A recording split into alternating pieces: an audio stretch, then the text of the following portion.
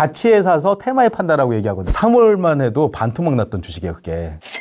처음에는 이제 좀 약간 대형주 위주로 좀 그랬죠. 하셨잖아요. 네. 원래는. 그거 좀 어떻게 좀 고려해야 그때는 이제 될까요? 줄인이었다고 보시면 돼요. 어떻게 좀? 고를 때 어떻게 고르냐면 이거 팁을 드리면 책에는 나와 있어요. 여러분 책 사세요.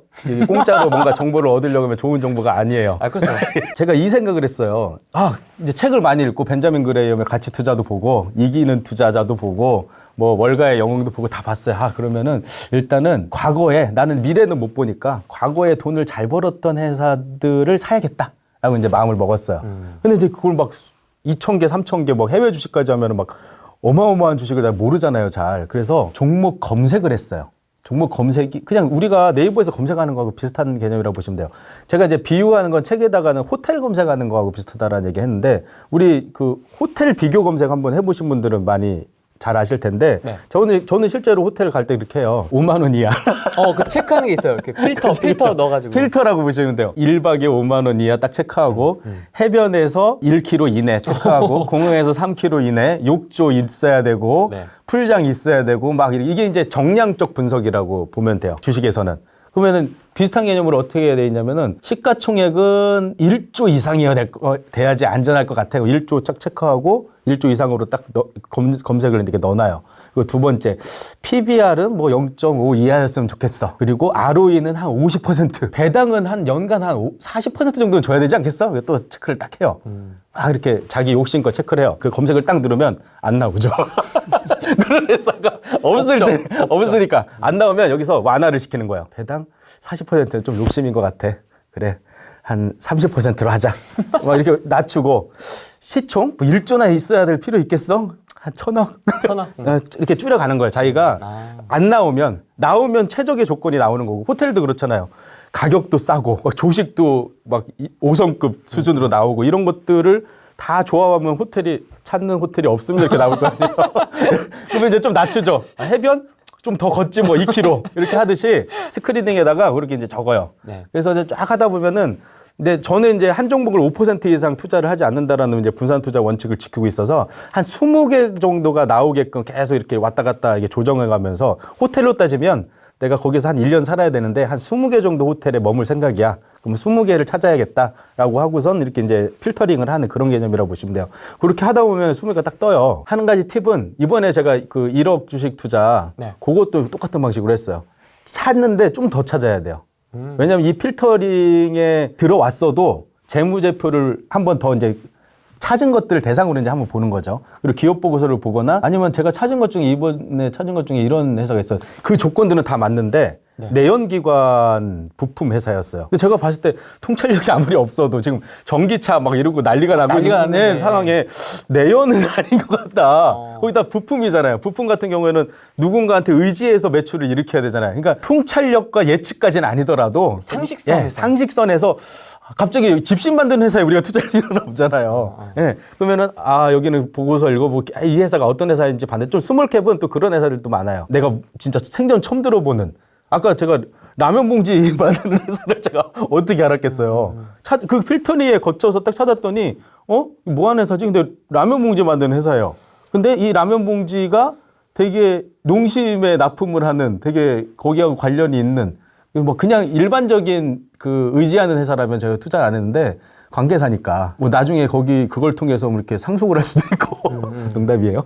그러니까 그런 회사 나쁘지 않아 이렇게 했는데 내용기관은 아닌 것은 이제 거기서 이제 빼는 거죠. 그러니까 20개를 하는 게 아니라 한 30개 정도를 찾은 다음에 10개 정도를 그런 식으로 정성적인 분석이라고 해야 되나 나름 정성적인 분석을 통해서 이제 추려내는데 제가 이 얘기를 왜 하냐면은 주린이 때 저도 세븐스프리트 처음에 달러 투자만 하다가 달러 투자는 종목 분석이 필요 없었어요. 그냥 누가 봐도 좋은 거였어.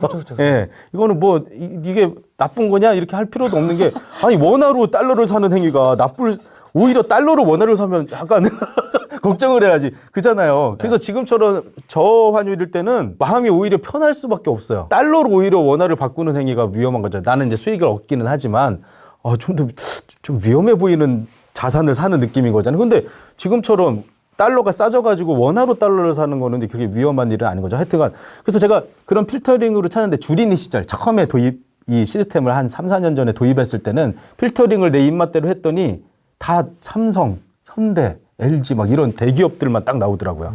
예, 내가 그 회사를 투자하려고 마음먹은 것도 아니었는데 그러니까 좋은 회사는 좋은 회사인 거예요. 돈 잘 벌고 이런 회사는 이미 뻔한 거예요. 그래서 그중에 이제 가장 일반적이었던 게 은행주였어요. 이제 이번에 은행주들이 또 약진을 해서 네. 제가 아주 행복합니다. 그때 제가 지난번 방송 나왔을 때 제가 예, 방송 끝나고 나서 예. KB가 19%가 올랐어요 하고 막 흥분했었잖아요. 네. 근데 그게 바닥에 있었어요. 근데 전 밑에서 넘버 3, 4가 계속 수익은 얻고 있으면서 버텼는데 어제 넘버 1이 양전을 했죠. 네, 플러스로 딱 돌아섰어요. 3월만 해도 반토막 났던 주식이에요, 그게. 근데 제가 이 세븐스플릿으로 버텼기 때문에 이런 영광을 얻게 된 거죠, 하여튼. 그런데 뻔한 회사만 나오고 대기업만 나오는데 제가 봤을 때 그때는 이렇게 아까 정상적인 분석도 필요 없었어요. 아니, 뭐 삼성 좋은 거 다 아는데. 네, 그래서 그 종목들 한 20개 정도로 세븐스플릿을 돌렸는데 지금 한 20개 중에 한 15개 정도 다 수익이에요. 제가 검증된 거라고 봐야죠. 기간은 오래 걸렸지만 현대차 같은 경우에는 제가 넘버원이 한 40% 가까이 수익 내고 팔았거든요. 넘버원은. 넘버 3 같은 경우 막 한 20% 수익 얻고. 그러니까 현대차도 막 바닥에 있었단 말이죠. 근데 필터링으로 고르고 좋은 회사다 보니까 저도 믿음도 어느 정도 생기고 현대차가 망하면은 큰 문제가 있겠지 아마도 부품 회사들은 다 날아갈 테고. 그래서 이제 그렇게 아주 적당한 어떤 생각과 적당한 방법으로 투자를 하는데 성공적이었는데 한 가지 이제 아쉬운 점도 있고 제가 이제 좀 경험이 쌓였잖아요. 한 3, 4년 하다 보니까 그러면은 작은 회사 시총이 작은 회사는 그러니까 시총이 어느 정도 막 지금 엄청나게 큰 회사는 상방은 약간 닫혀 있는 느낌인 거예요. 그렇죠. 예, 올라봤자 시총이 지금 막 200조인데 300조가 되기 힘들잖아요. 근데 저기 시총이 1,000억짜리는 3,000억 되는 일이 되게 쉽거든요. 그래서 작은 회사에서도 한번 이런 게 가능할지 약간 테스트를 해보고 싶었어요. 근데 이왕 테스트하는 김에 이거를 그대로 낱낱이 오픈을 해서 같이 한번 사람들하고 해보자라고 생각한 게 이번에 이제 스몰캡을 한번 해본 거거든요. 네. 제가 이번에 하면서 종목을 고르면서 느낀 거는 스몰캡 중에서도 좀 탄탄한 회사들이 많이 있다라는 느낌이 들더라고요. 왜냐면 제가 그때 필터링이 안 걸린 이유가 시총 1조 이상 이걸 해놨었는데 이걸 딱 풀어버리니까 작은 회사들 중에 시총이 막 1,000억에서 한 5천억 사이에 있는 회사들은 배당도 잘 주고 그런 회사들이 나오더라고요. 그래서 이거는 좀 될 것 같기도 하다라고 하고 해봤더니 거래량이 거의 없어서 움직이지 않더라고요. 얘네들. 그럼 안정성의 변동성도 적으니까 안정성에 있어도 좀 괜찮을 것 같다라는 생각이 드는데 또 좋은 게 이제 제가 좋아하는 주식 테마 가치주라고 저는 표현하거든요. 네. 테마주를 사면 위험하죠. 예를 들면 뭐 어떤 대선 주자가 이 회사의 동창이더라. 말도 안 되는 테마 많아요. 동창의 뭐 동문이다. 해가지고 그냥 집적도 아니야. 동창의 동문 뭐 이래도 올라가요. 막 근데 그런 회사 진도가 아까 그런 경우였죠. 그런데 그런 회사를 그냥 바로 사면 안 되고 나도 이제 분석을 해야죠. 재무제표를 딱 봐요. 그런 종목 중에. 재무제표를 보면은 그 테마가 아니었어도 샀을 만한 주식. 예, 테마가 없었어도 샀을 만한 주식이라면 사는 거죠. 그래서 제가 가치에 사서 테마에 판다라고 얘기하거든요. 네. 가치에 사서 테마랑 상관없어도 돼. 나 그냥 배당 받고 이 회사가 어떤 가치에 수렴하면은 그때 팔아도 되라고 편안하게 마음 먹고 물론 세븐스플릿으로 사니까 가격이 떨어져도 더 살 수 있죠. 사 놓으면은 갑자기 이제 테마가 딱 일어났을 때 제가 최근에 위닉스 같은 경우가 그랬고 지누스 위닉스 막 이런 저기 뭐 쓰레기 테마 그 제습기 테마 막 이런 거 있잖아요. 그런 경우가 가끔씩 이렇게 오버슈팅이라고 하는데 그냥 평소에 가만히 있다가 갑자기 확 올라가요. 그때 이제 나는 팔아야지. 예, 그렇게 해서 가치 테마주가 스몰캡들에 많아요. 이런 경우 있죠. 뭐 대선 주자하고 현대가가 친하더라. 그런다고 이 테마가 형성되기는 힘들잖아요. 네. 근데 테마주는 막 1,000억, 2,000억 이렇게 작기 때문에 쑥쑥 올라갔다 쑥쑥 내려갔다 막 이렇게 하더라고요. 그래서 이제 좋은 회사를 스몰캡으로 사서 세븐스플릿으로 보유하고 있다가 이런 테마를 타서 갑자기 오르면 그때 이제 수익 실현을 하고 없더라도 그냥 배당 받으면서 마음 편하게 투자하고 뭐 이런 생각을 한 거죠. 지금 그래봤자 지금 한 2주 정도밖에 안 됐지만 제가 볼 때는 그 대형 우량주 했던 거하고 봤을 때 크게 차이는 없는 것 같아요. 한 1년 정도 이제 해봐야지 결과가 나오겠지만 1년 후에 이제 다시 여기 출연해가지고 안 되더라고요. 알 수도 있어. 스몰캡은 하지 마세요. 이게 경험을 전달해서 경험자라고 했잖아요. 전문가가 아니라 경험자로서 이제 말씀을 드릴 수 있겠죠. 근데 만약에 성공하면 스몰캡도 통하네요. 한번 해봐도 될 것 같아요. 만약에 왜냐면은 제가 왜 이 생각했냐면은 저는 그냥 우량주 해도 됐는데 사람들이 티끌 모아 티끌입니다. 막 이런 얘기가 많이 나요. 너는 돈이 많아가지고 금액이 크니까 제가 엊그저께 그거 샀더니 또 막 그 비밀 댓글로 저는 못 샀는데 대단하세요 뭐 이런 게 있는데 제가 그걸 샀어요. 아마존을 샀어요. 3,000달러 정도 되거든요. 네. 주식 하나가. 네. 그러니까 한 주도 사기 이제 힘든 분들이 이런 부분들에 대해서는 좀 어려움을 갖지시길래 저는 아마존을 그냥 사야 되겠다라는 생각이 그냥 들었던 그런 주식이거든요. 그런 다음에 세븐스플릿 할 생각을 하고 있는 거죠.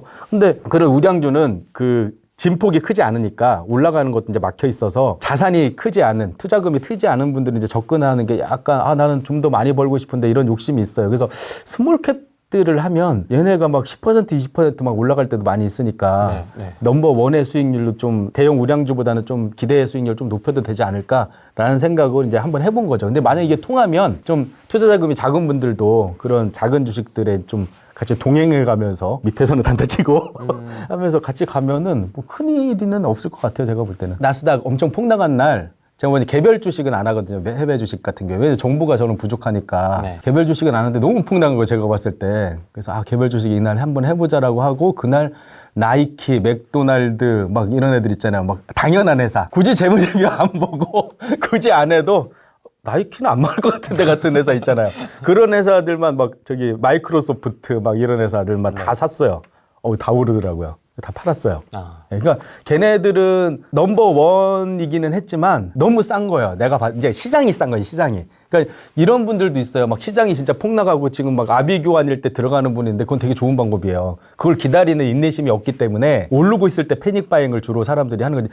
오르면 사고 싶잖아요, 사람이. 막 서울 아파트도 막 오른다고 하니까 막 사고 싶고 안 사면 큰일 나겠다 생각이 드는 것처럼. 근데 그런 폭락장에서 작은 용기만 내면 웬만하면은 수익을 얻고 나올 수. 근데 막 큰 수익은 아니겠지만 수익을 얻고 나올 수 있다라는 어떤 생각이 들더라고요. 그래서 좀 평소에 주식 안 하시는 분들은 그렇게 하셔도 좋을 것 같아요. 그냥 내 귀에 올 정도면 엄청난 폭락이거든요. 막 곡소리 막.